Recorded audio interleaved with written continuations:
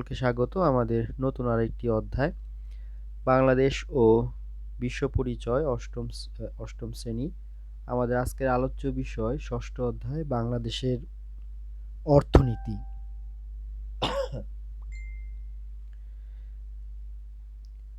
বাংলাদেশের অর্থনীতি এই অধ্যায়ের বেশ কিছু গুরুত্বপূর্ণ বিষয় সম্পর্কে আমরা আলোচনা করব, যেমন মোট অভ্যন্তরীণ উৎপাদন জিডিপি, মোট জাতীয় উৎপাদন জিএনপি ও মাথাপিছু আয়ের ধারণা, দেশের মোট জাতীয় আয়ে যেসব খাত অবদান রাখছে, মানব সম্পদ উন্নয়নের ধারণা, বাংলাদেশের মানব সম্পদ উন্নয়ন পরিস্থিতি ব্যাখ্যা করতে পারব, মানব উন্নয়ন সূচকের ধারণা, মানব উন্নয়ন সূচকের ক্ষেত্রে বাংলাদেশ ও উন্নয়নশীল কয়েকটি দেশের মধ্যে তুলনা, বিদেশে কর্মরত বাংলাদেশিদের প্রেরিত রেমিটেন্স ও অর্থনীতিতে এর প্রভাব, মানব উন্নয়নে সূচকের ভিত্তিতে দেশের উন্নয়ন সক্রিয় ভূমিকা।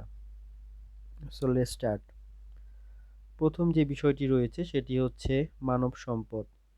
সাধারণত কোনো দেশের জনশক্তি শিক্ষিত, যোগ্য, দক্ষ ও কর্মক্ষম হলে তাদেরকে সেই দেশের মানব সম্পদ বলা হয়।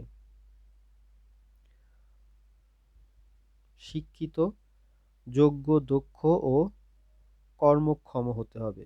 অকর্ম হলে আবার হবে না, মানব সম্পদে পূর্ণতা লাভ হয় না।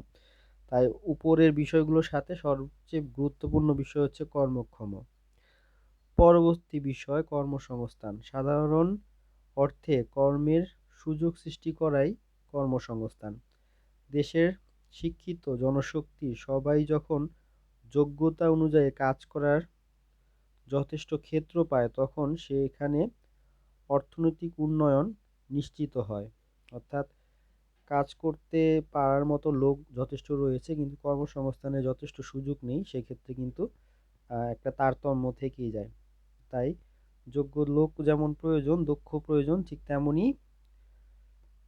একই সাথে প্রয়োজন কর্মসংস্থান। পরবর্তী বিষয় রেমিটেন্স। রেমিটেন্স ইংরেজি শব্দ, এর শাব্দিক অর্থ প্রেরিত অর্থ।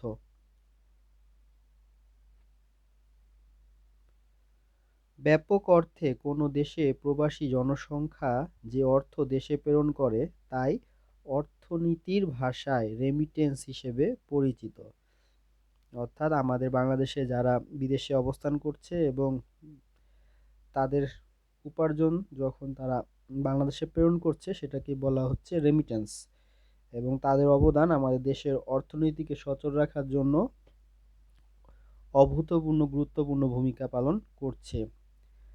দেশের উন্নয়নে তারা সবচেয়ে বেশি বড় অবদান রাখছে এবং তাদের পরিবারকেও সচল রাখার জন্য তারা অবদান প্রতিনিয়তই রেখে চলেছে। পরবর্তী বিষয় জিডিপি, গ্রোস ডোমেস্টিক প্রোডাক্ট, মোট দেশজ উৎপাদন।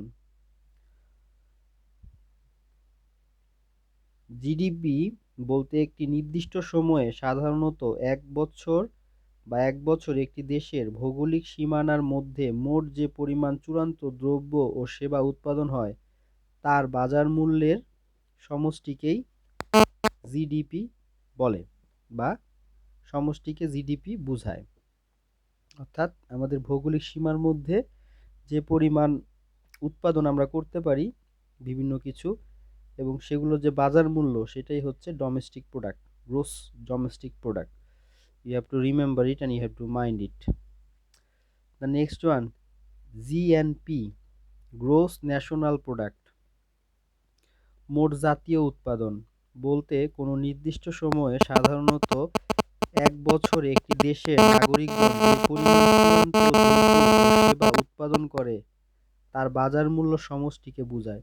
অর্থাৎ একটি দেশের নাগরিক যে পরিমাণ চূড়ান্ত দ্রব্য বা সেবা উৎপাদন করে তার বাজার মূল্য। এর আগেরটা আর এটার মধ্যে কিন্তু পার্থক্য রয়েছে। জিডিপি এবং GNP both are different, both are not similar, there are some differential things among those concepts, so try to make it out, try to find it out, otherwise you may make mistakes. পরবর্তী বিষয় অর্থনৈতিক প্রবৃদ্ধি। অর্থনৈতিক প্রবৃদ্ধি বলতে একটি দেশের দ্রব্য ও সেবা উৎপাদনের পরিমাণগত বৃদ্ধিকে বোঝায়। সাধারণত কোনো দেশের মোট দেশজ উৎপাদন বা মোট জাতীয় আয়ের অব্যাহত বৃদ্ধির প্রক্রিয়া দ্বারা অর্থনৈতিক বৃদ্ধি পরিমাণ করা যায়। অর্থনৈতিক প্রবৃদ্ধি যদি প্রতিনিয়ত দেশের দ্রব্য সেবা উৎপাদনের পরিমাণগত বৃদ্ধি বোঝায় বা বৃদ্ধি পায়, সেক্ষেত্রে এটাকে আমরা বলতে পারি অর্থনৈতিক প্রবৃদ্ধি। এর অপোজিটে হচ্ছে যদি কমে যায় তাহলে অর্থনৈতিক ধস বা অর্থনৈতিকভাবে পিছিয়ে পড়া। বিষয়টা আরেকবার ব্যাখ্যা করি আমরা। অর্থনৈতিক প্রবৃদ্ধি বলতে একটি দেশে দ্রব্য ও সেবা উৎপাদনের পরিমাণগত বৃদ্ধিকে বোঝায়। সাধারণত কোনো দেশের মোট দেশজ উৎপাদন ও মোট জাতীয় আয়ের অব্যাহত বৃদ্ধির প্রক্রিয়া দ্বারা অর্থনৈতিক বৃদ্ধি পরিমাপ করা হয়। পরবর্তী বিষয় মানব সম্পদ উন্নয়ন। মানব সম্পদ উন্নয়ন বলতে কোনো দেশে জনশক্তিকে শিক্ষা প্রশিক্ষণের মাধ্যমে দক্ষরূপে গড়ে তোলাকে বোঝানো হয়। অর্থাৎ মানব সম্পদ হচ্ছে সেই সম্পদ,